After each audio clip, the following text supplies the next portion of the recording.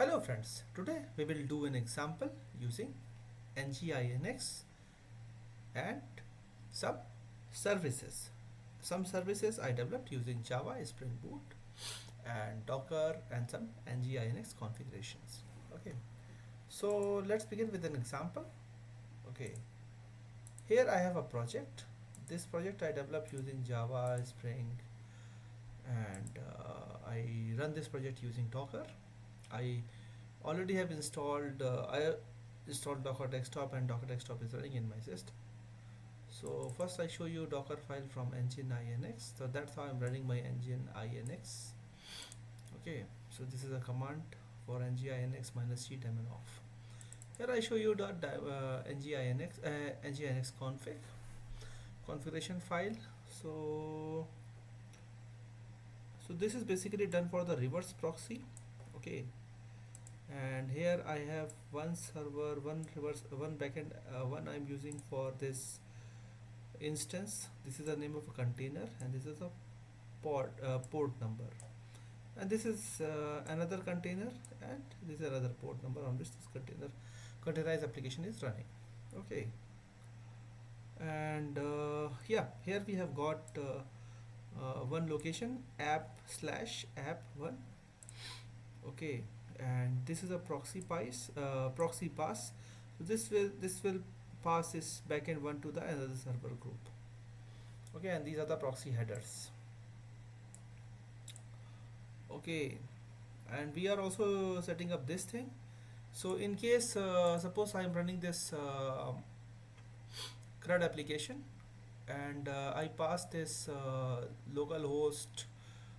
I think it's running on 8080. Okay, so suppose this engine INX is running on some URL, then I pass app1. In that case, this will be moment I click enter after adding this app1 slash, I will be forwarded to this URL. Okay, same way, if my URL is appended with app2, then I'll be forwarded to this URL. Okay, so yeah, I will show you this docker compose.yaml, and then I will show you the live example and some diagrams also. Okay, so I have got some services. These two services are Postgres services, which are used by uh, Spring services as a dependency. Like this database is dependent on this CRUD demo instance, and this okay, and this CRUD demo instance too is using Postgres too. Okay, they are internally using it. I did not configure it dependent, but they are internally using it. Okay, and that configuration we can see here. See, Postgres 2. And if Postgres 2 is not working, then this application will also not work. Okay, same way. Okay, here I made a small mistake. It must be working like this. Okay.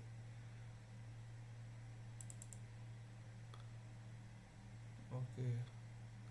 So yeah, let's see whether. Okay, so first I stop all running services, so I can show you everything from beginning. Okay, normally I don't need to build because I did not make any change to Docker Compose file, but yeah, let's start. It will build and start all containers which I need to run this Compute application. Okay, so our example will be something like this. Okay, here I have configured NGINX, and two Dockerized CRUD services are running, and they are using a Dockerized database, that is Postgres database. Okay,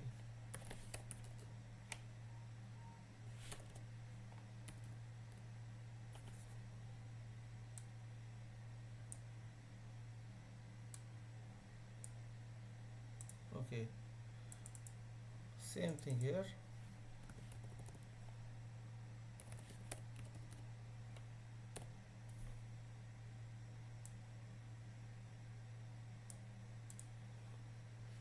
Okay, so our example will be very similar to this diagram. Okay, and then we will try to access this resource or this resource via NGINX. Okay. mm, so let's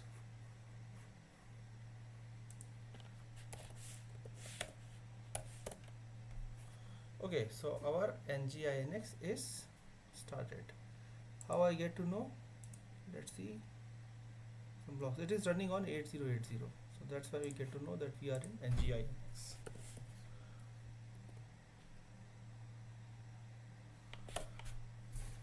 Okay, let's see if I go like this, it will be same. Okay, okay. Now I try to access this resource without slash. What happened? Let's see. Okay, I'm not able to reach the resource. Okay, and it is creating a chaos. Okay,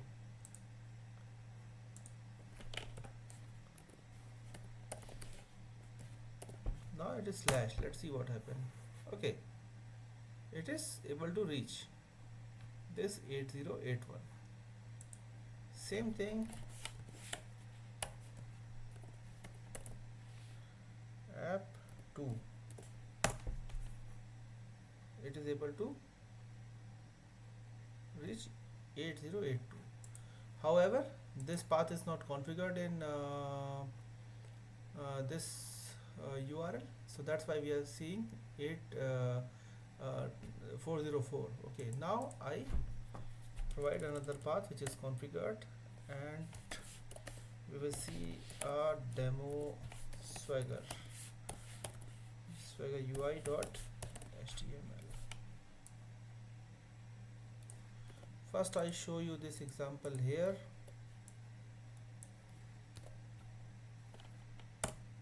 Yeah, now we can see configured CRUD demo on this URL. Okay, same thing we can see here in another. So we can see that we have our two services are running. Now let's do some action. I mean some kind of operations we can do. Let's see one CRUD demo.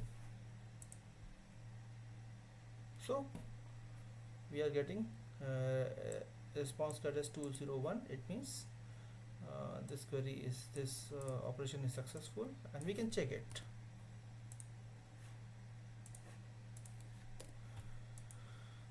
And we are getting the response. So this is working. Okay, so code hosted on this URL is working. Now we do the same operation here. First we see, do we have something? Nothing, it's not found. Now we perform this operation, CRUD demo 2, not 1. Okay, let's execute it.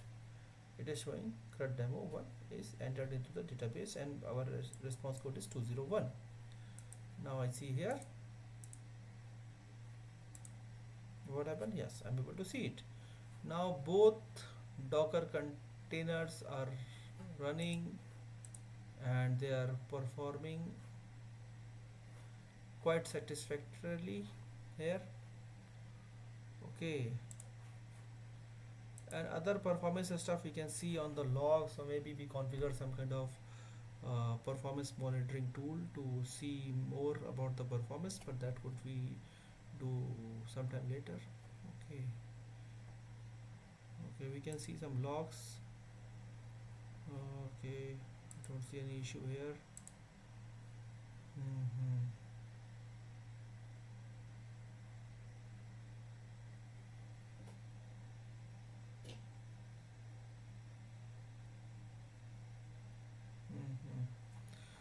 Okay, yeah, our example is done. It is a very basic example that we try to do today, and we can also do some other configuration in here. Instead of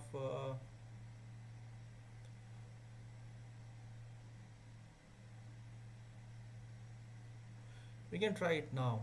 Hmm. I do one thing.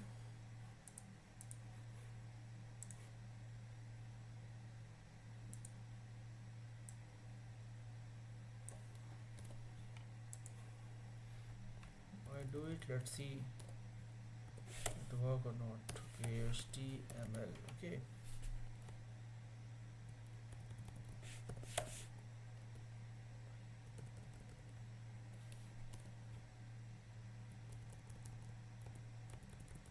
I have to restart only NGINX to see this change. Okay, I save. This is already automatically saved. Okay, so I restarted it. Now I come here.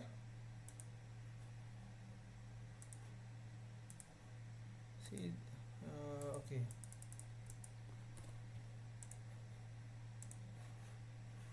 Okay, Chrome.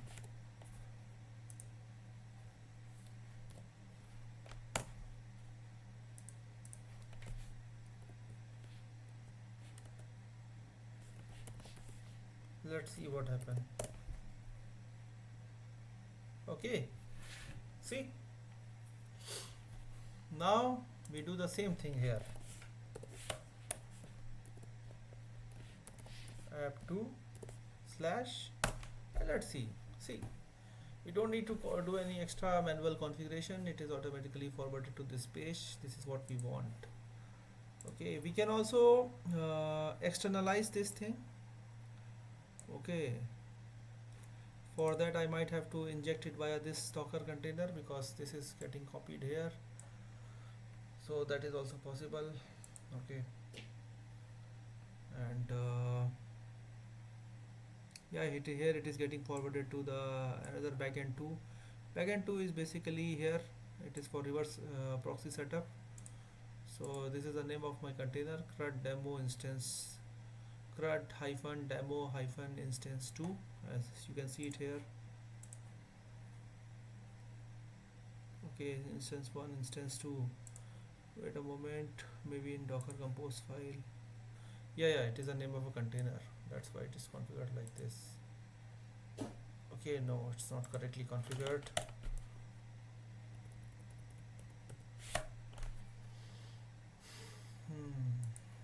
Okay. No, sorry. It was correctly configured. Okay. Otherwise it would not be working. Okay. So yeah, that we can see in this example. And yeah, we also have a CRUD for our microservice. I also had one Docker file which was, yeah, here, this is my Docker file. So this is basically a Docker file for Spring Boot service. So this part of the Docker file will use to create Maven target folder and this jar file. Okay, this will create a jar file like this, and then this jar file will be copied, and then this will be executed via this part of the Docker file. I already explained these things in my previous video, so you can watch those videos to understand in detail about these Docker file. Okay, today I wanted to give you a basic overview how we can use NGINX as a reverse proxy. Okay, and in coming videos in the coming time I might create some videos or more about reverse proxy, load balancing, SSL termination from backend. Instead of backend, I could do SSL termination via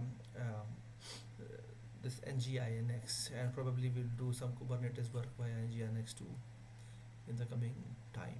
Okay, so here today we had we created a demo, and this we had 5 containers. Okay, somehow in structure is not so well organized, because it must be like this actually. Okay.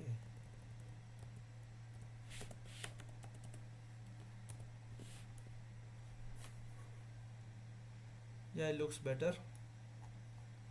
Okay, let's rerun everything. So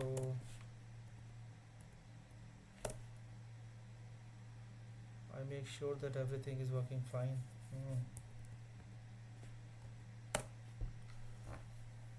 Okay, this time I made change to the structure, so it's better to build it. Okay.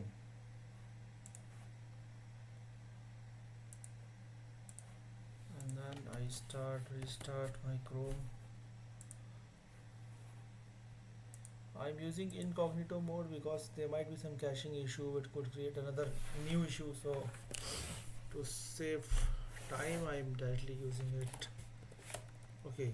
So this is my NGINX URL. Okay. Now I entered app1 and see. Here I entered app2. It is automatically forwarded to the CRUD demo localhost :8082 CRUD demo Swagger UI. Okay. So yeah, thank you very much for watching this video, and in case you like this video, then please subscribe my channel, and I wish you a very nice day.